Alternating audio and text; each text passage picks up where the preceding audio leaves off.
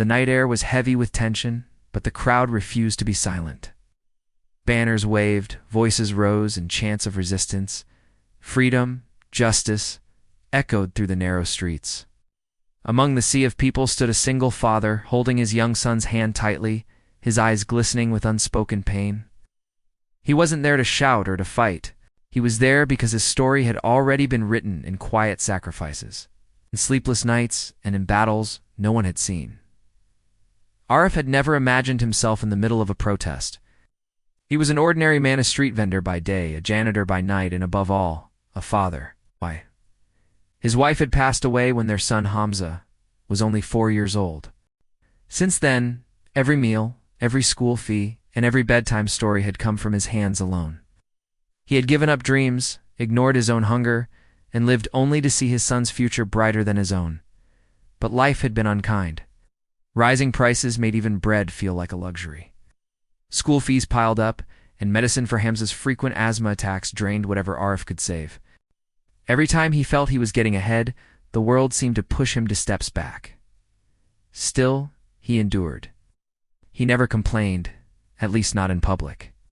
His only complaints were whispered into the night sky, where he hoped his late wife might somehow hear.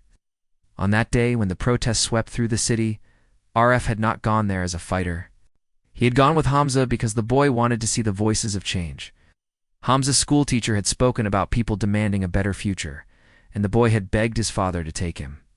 "Baba, maybe if they win, you won't have to work so hard anymore," the child had said innocently.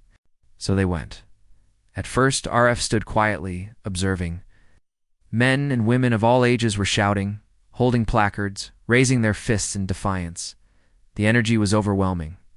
But as he looked around, something inside him stirred an emotion buried for years beneath his silence and exhaustion. When the chant began, resistance, resistance, it echoed like thunder. Hamza looked up at his father with wide eyes, expecting him to join in. But Arif's lips did not move. Instead, tears began to roll down his face. "Yeah!" he cried, not because he was weak, but because the word resistance held a meaning far deeper for him than anyone around could know. He had resisted hunger. He had resisted despair. He had resisted giving up on his son's future, even when every door closed on him. His life itself was resistance. As he wept silently, people around him noticed. Some fell quiet, their voices softening as they saw the man gripping his son's small hand, his chest shaking with emotion. He wasn't chanting, but his tears spoke louder than any slogan could.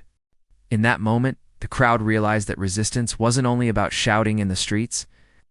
It was also about a father who stayed awake all night working to pay for books. It was about a man who chose sacrifice over surrender day after day. Someone placed a comforting hand on Arif's shoulder. Another whispered, "Brother, your struggle is our struggle." And for the first time in years, Arif felt he wasn't alone. Hamza reached up and wiped his father's tears. "Baba," he whispered, "don't cry. You're the strongest man I know." Those words broke Arif completely. His knees gave way, and he knelt down, hugging his son tightly in the middle of the chanting crowd. The chants grew louder again, but to Arif they no longer felt distant. They felt like his own heart beating in rhythm with thousands of others. By the time the protest ended, Arif walked away with Hamza, his face still wet but his spirit lighter. He knew the fight for change was far from over. He knew the struggles of single fathers, widows, workers, and children would not vanish overnight. But something had shifted. His story, once silent, had found its place among a chorus of voices.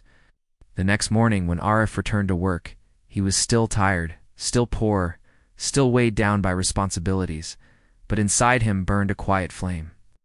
He no longer felt invisible. He no longer felt his sacrifices were meaningless, because now he knew. Resistance wasn't just a word on banners. Resistance was him. Resistance was every parent who refused to let hardship steal their child's future. And sometimes resistance didn't need to be shouted. Sometimes resistance only needed to be lived.